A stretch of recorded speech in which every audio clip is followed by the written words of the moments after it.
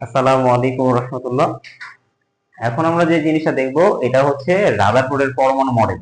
আচ্ছা, রাদারফোর্ড পরমাণু মডেলে যে আমরা যে দেখছিলাম যে উনি কেমনে করে আর কি এই পরমাণু মডেল, এত সুন্দর একটা পরমাণু মডেল আমাদেরকে দিল।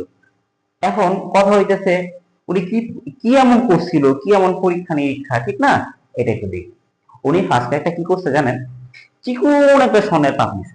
চিকন একটা স্বর্ণের পাত বলতে অনেক চিকন, জিরো লেখা, চারটা জিরো, তারপর একটা ফোর। জিরো লেখা, চারটা জিরো, এরপর একটা ফোর, এত সেন্টিমিটার। এটা মনে রাখবো। এটা হইতেছে খুব গুরুত্বপূর্ণ একটা ডাটা, এমসিকিউর জন্য আসার মতো। একটু মনে রাখবো, এত চিকন একটা স্বর্ণের ফার্স্টে পাত নিছে। আচ্ছা, ভালো কথা, পাত নিল। নেয়ার পরে এই স্বর্ণের পাতের চারোদিকে একটা পর্দা দিয়ে বেষ্টন করে রাখছে। এই স্বর্ণের পাতের চারোদিকে কি করছে? একটা পর্দা দিয়ে বেষ্টন করে রাখছে। এই পর্দাটা হচ্ছে জিঙ্ক সালফেটের, ZnS, ঠিক আছে, জিঙ্ক সালফেটের পর্দা। তারপর উনি একটা থেকে, একটা তেজস্ক্রিয় মৌল থেকে উনি আলফা কণা বিচ্ছুরণ শুরু করছে। আচ্ছা, আলফা কণা জিনিসটা কি, ঠিক না? আলফা কণা, ওকে, আলফা কণা হচ্ছে, আমরা যদি একটা হিলিয়াম পরমাণু নেই, হিলিয়াম পরমাণুর বাইরে জানি দুইটা ইলেকট্রন থাকে, ঠিক না? আমি যদি হিলিয়াম পরমাণু থেকে দুইটা ইলেকট্রনকে সরায় ফেলি, তাহলে হিলিয়াম নিউক্লিয়াস থাকবে, মানে হিলিয়াম 2+ নিউক্লিয়াস থাকবে, ঠিক না? আর দুইটা ইলেকট্রন আমি সরায় ফেলছি। এই যে হিলিয়াম নিউক্লিয়াস, এটাকে আমরা কি বলি বলুন দেখি? আলফা কণা বলে থাকি, ঠিক না? ওকে, মানে একটা হিলিয়াম পরমাণু থেকে যদি আমি দুইটা ইলেকট্রন সরায় ফেলি, সেখানে দুইটা ইলেকট্রন যদি সরায় ফেলি, তাহলে হিলিয়ামের যে শুধু নিউক্লিয়াসটা বাকি থাকবে, ওটার নামে কি? আলফা কণা। আচ্ছা, হিলিয়ামের ভিতরে জানি কি থাকে? দুইটা প্রোটন থাকে আর দুইটা নিউট্রন থাকে, ঠিক না?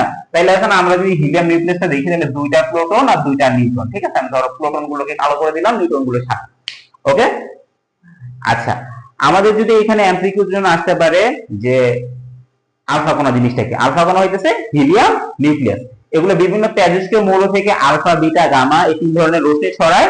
এখন এর ভিতরে আলফা কণাটা অনেক ভারী। আলফা কণাটা কি? অনেক ভারী একটা কণিকা।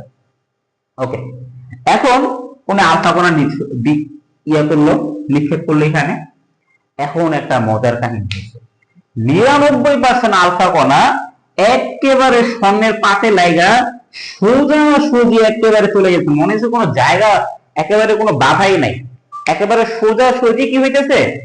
99% আলফা কণা যে একেবারে সোজা সোজি চলে যেতেছে। এর ভিতরে সামান্য কিছু আলফা কণা একটু বাইকা যেতেছে, একটু এদিক সেদিক কি হইতেছে, একটুখানি বাইকা যেতেছে।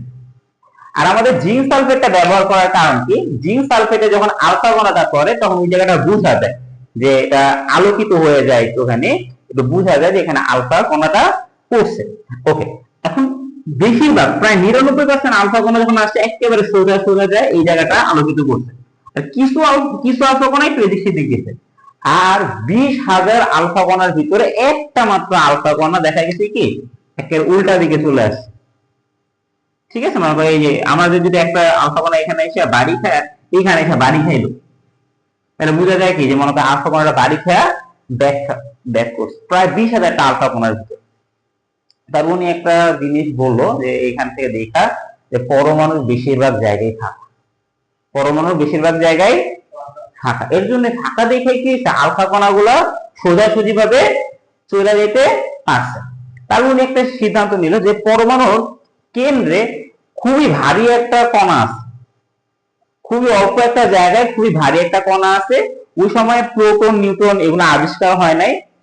উনি এখানে বলছে যে ওই যে ভারী যে কণাটা, পরমাণুর একেবারে সেন্টারে যে ভারী যে কণাটা, এটা আকার অনেক ছোট পরমাণুর তুলনায়, পরমাণুর তুলনায় এটা আকার অনেক ছোট, কিন্তু এটার ভারী, অনেক ভারী আর ধনাত্মক চার্জ বিশিষ্ট।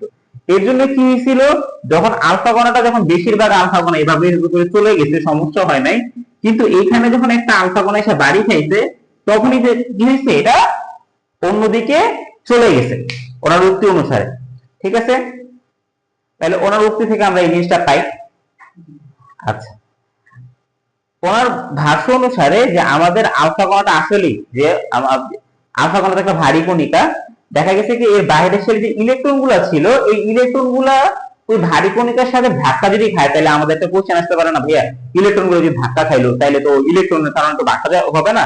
আসলে ইলেকট্রনের ভর নিউক্লিয়াসের তুলনায় অনেক হালকা, এর জন্য এখানে আমরা এটাকে কাউন্ট করে নিই।